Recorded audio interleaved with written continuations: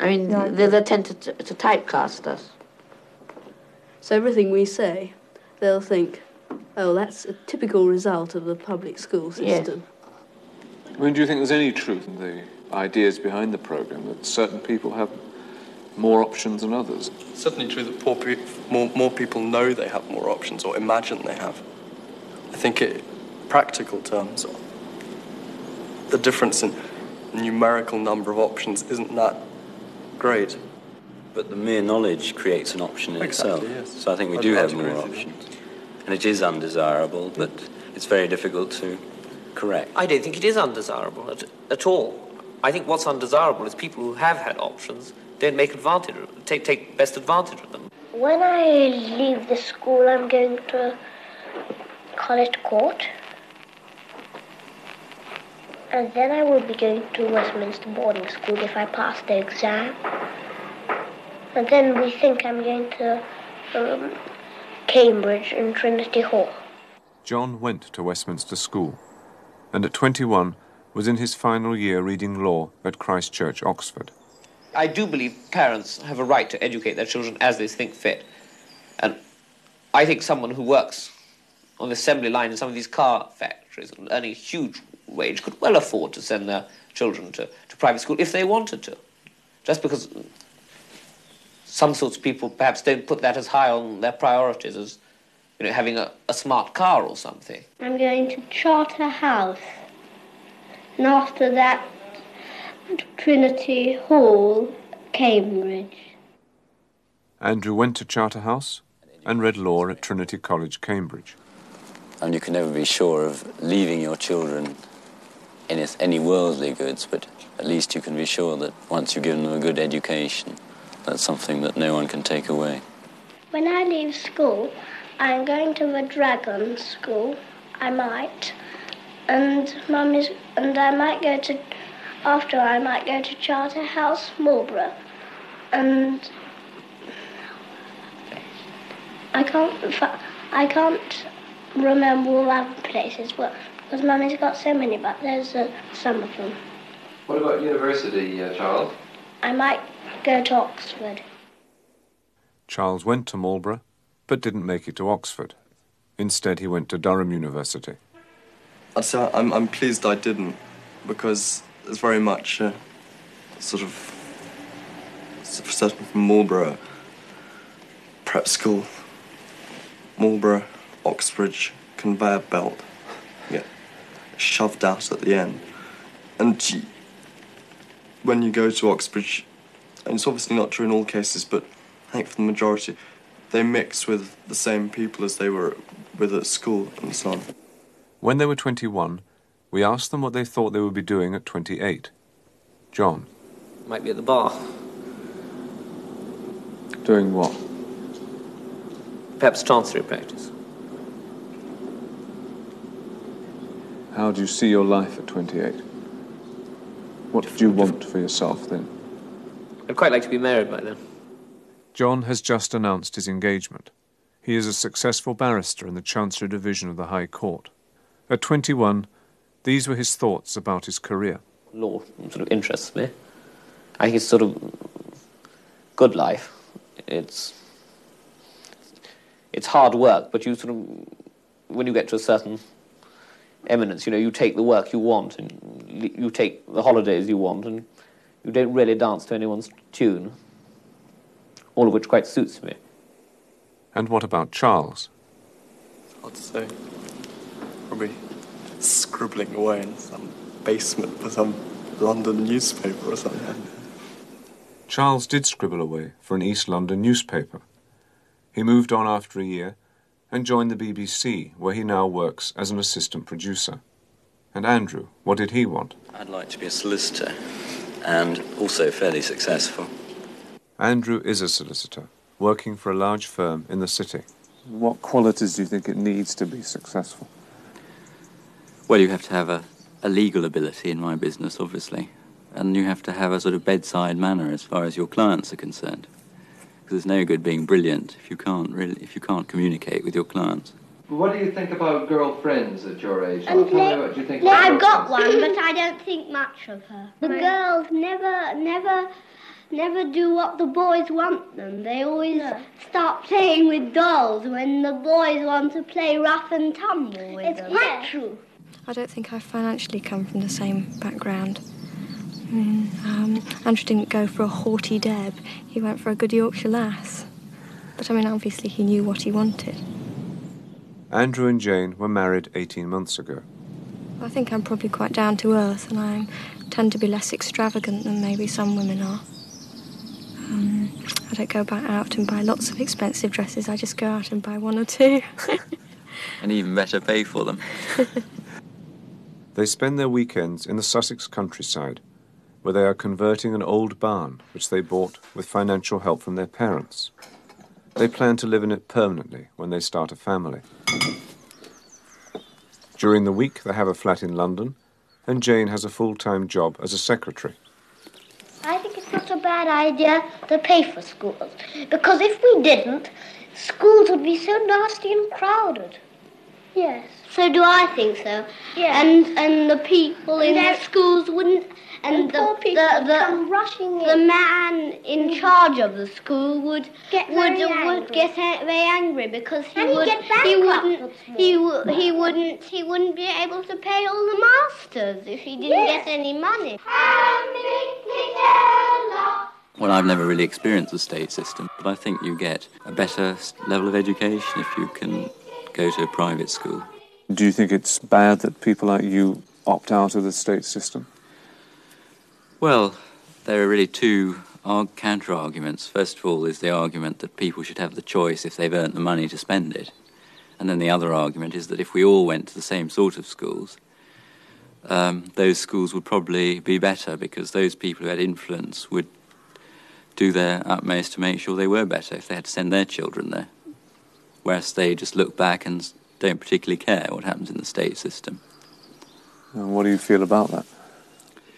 Well, I think probably the latter choice is fairly impractical. So I suppose that one has to continue with the idea of everyone having a choice. Once I had a talk to Greville. He was in my house. And I asked Sir if he could put him out of my house because he was always getting minuses. Looking back on our film of us at 7, certainly I was a fairly precocious little brat, and I hope I'm no longer. Do you still read the Financial Times? No.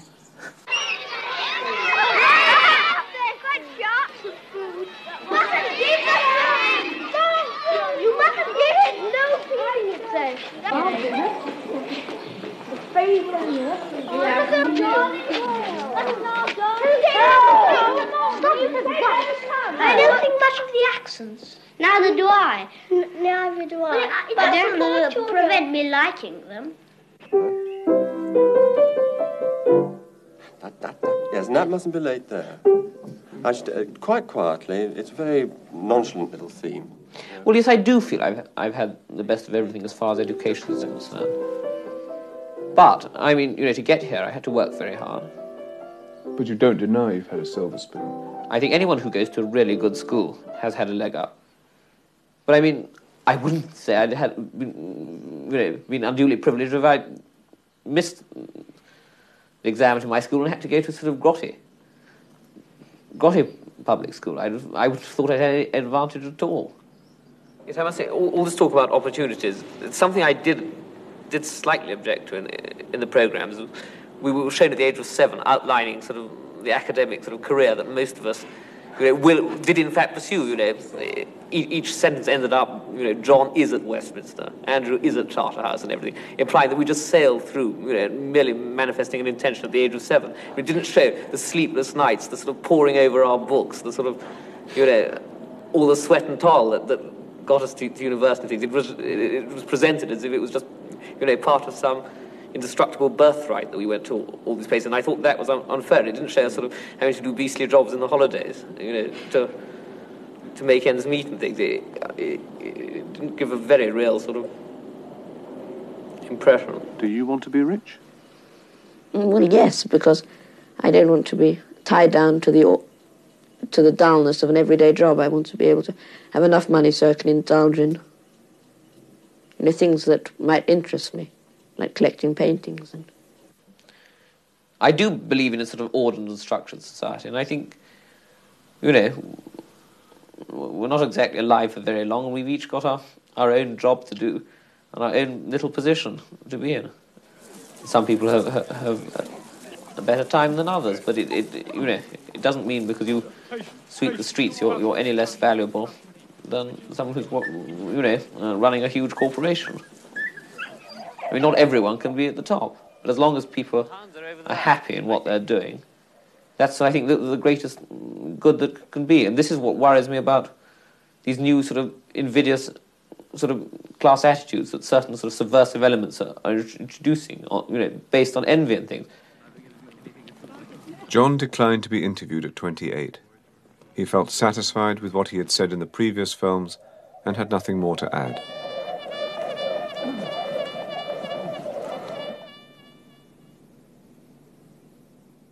Rich children always make fun of poor children, I think. Yes. Yes, they say, oh, look at that lovely little sissy over there. Yes, and they throw things at them.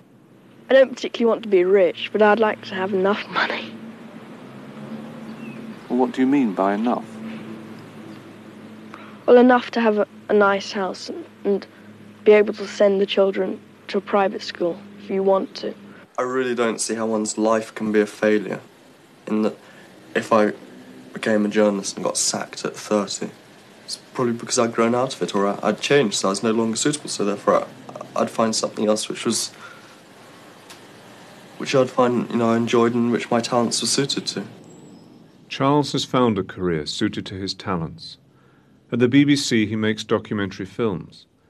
He decided not to take part in this film. I'm quite happy in living in the society that I am living in. It's a shame that more people can't get the opportunities that I've had, and I'm not sure how one deals with that.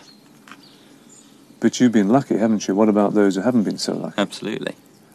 I have been very lucky. Well, we pretend we've got swords, and we make the noises of the swords fighting, and when somebody stabs us, we go, ah! I think if you're healthy and have good friends, you can get on perfectly well. But everybody would like to be rich.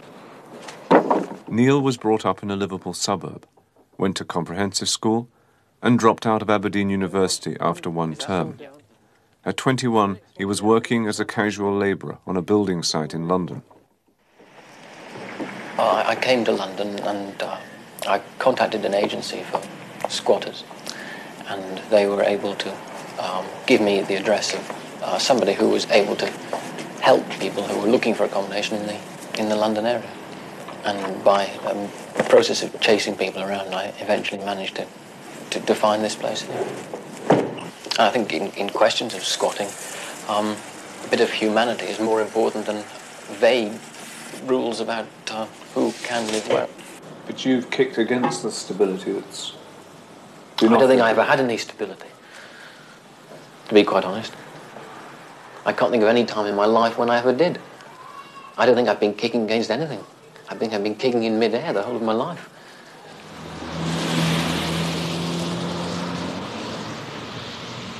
Last 3 years I have, in fact, been unemployed, but travelling quite a bit, mostly in Britain, been abroad once or twice, but not as extensively as I used to do.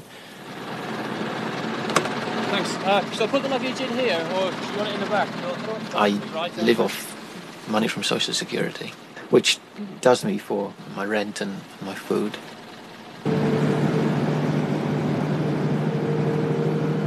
I've been moving about a bit between different places, really. I'm a bit unsettled, but I'm very shortly moving to live in digs.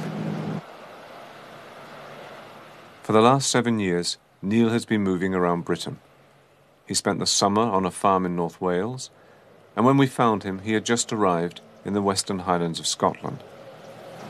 And do you think people like you who live off the state are scrounging? No. If the state didn't give us any money, it would probably just mean crime. And I'm glad I don't have to steal to keep myself alive. I do it simply because I don't want to be without any money at all. If the money runs out, well, then for a few days there's nowhere to go to. And that's all you can do. I simply have to find the warmest shed I can find.